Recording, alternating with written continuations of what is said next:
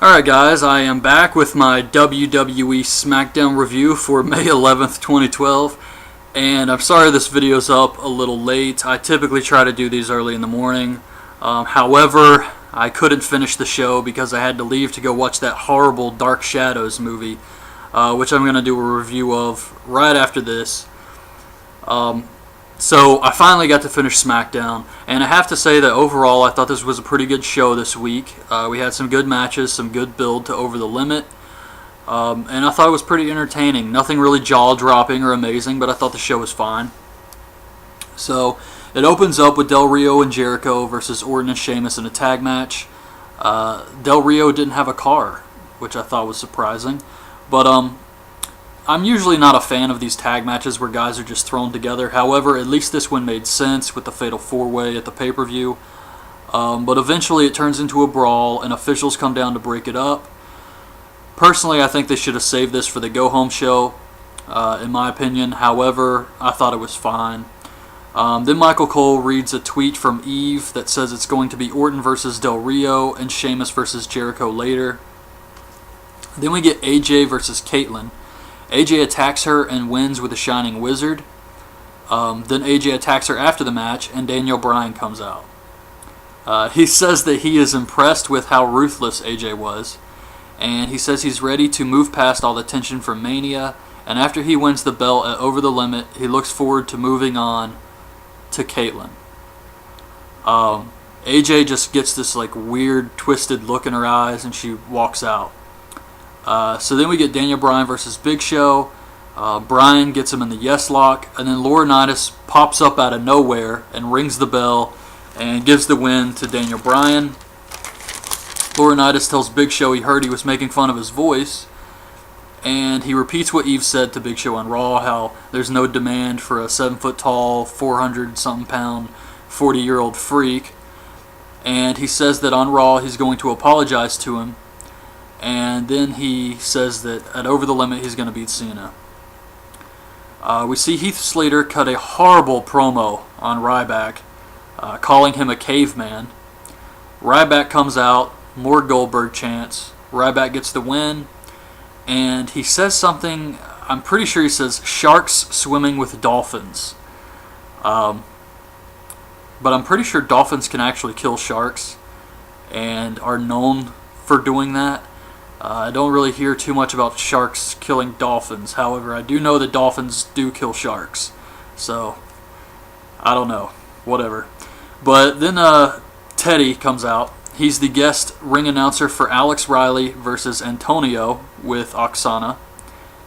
This was awesome. Teddy says that Antonio is the rugby baller shot caller. And he's got all these phrases he's got to say for Antonio. This was great.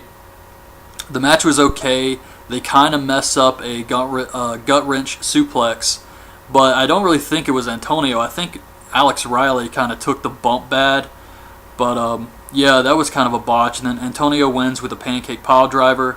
Oksana tells Teddy that they were just friends and Antonio is her lover. Meanwhile, when it shows Teddy's reaction, it looks like this guy is trying not to laugh, which is bad because it's a taped show. However, it definitely looked that way to me. Then we get Randy Orton versus Del Rio.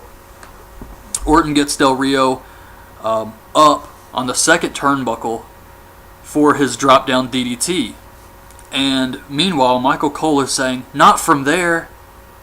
Well, what's the difference? It's the same exact distance, whether he's on the ropes or on the turnbuckle. So, yeah, that was stupid. But, Ricardo jumps in the ring. He gets RKO'd.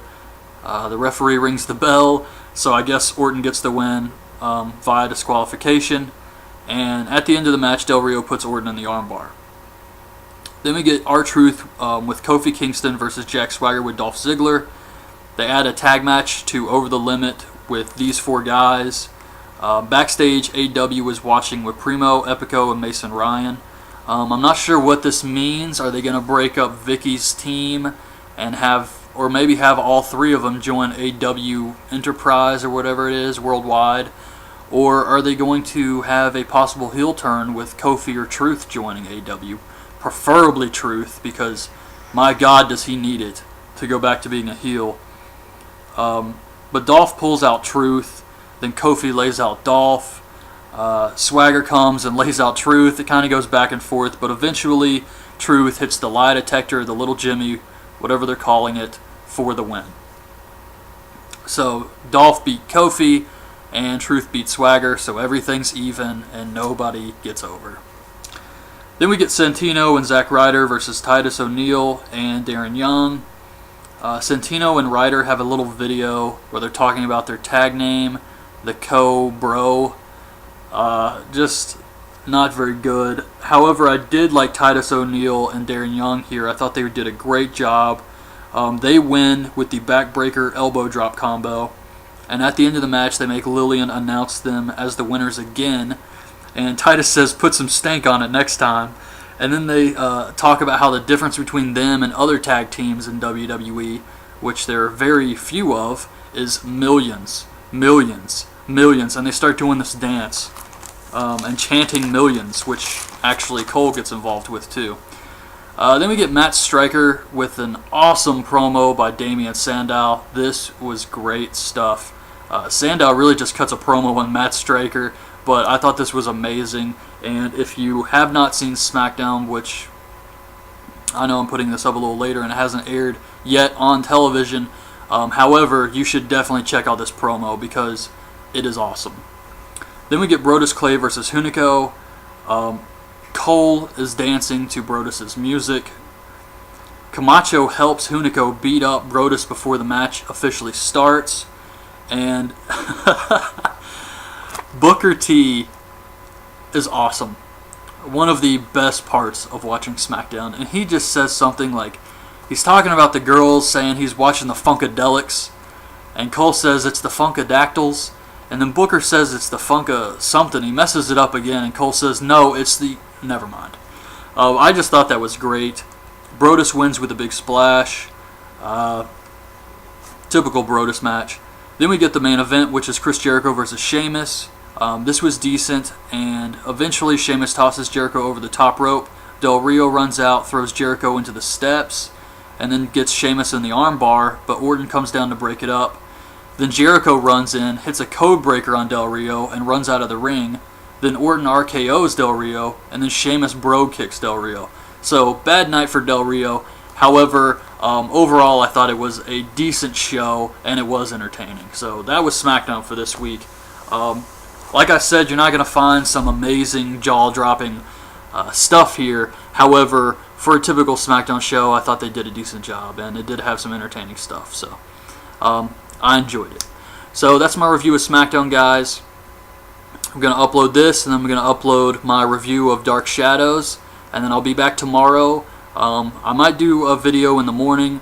However, I will definitely be doing the Ring of Honor Border Wars pay-per-view tomorrow night, and then the Ring of Honor TV show for tomorrow night. So check that out.